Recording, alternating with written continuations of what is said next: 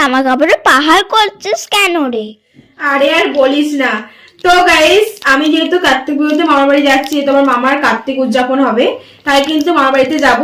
But আমি ভেবেই পাচ্ছি না, আমার আলমারিতে এত জামা কাপড় আছে, আমি ভেবে পাচ্ছি না যে কোনটা পরবো। যেন মনে হচ্ছে আমার যেন কিছুই নেই, আমার কোনো জামাই নেই ওখানে পরে যাওয়ার মতো।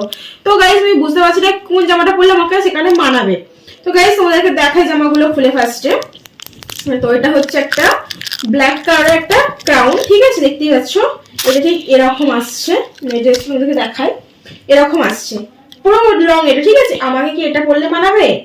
আর একটা অপশন রেখেছি, অপশনটা হচ্ছে তোমাদেরকে দেখাই, চলো।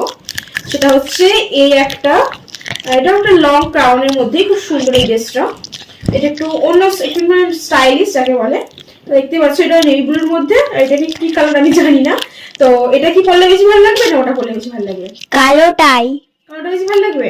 হ্যাঁ। তো গাইস, তোমরাও কিন্তু একটু মানে আমাকে আইডিয়া দিয়ে যাও যে কোনটা পরলে মানে আমার সাথে সাথে খুব ভালো মানে যাবে, মানে খুব ভালো লাগবে আমাকে, ঠিক আছে।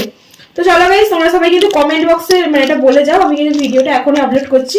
তো চলো, বাই।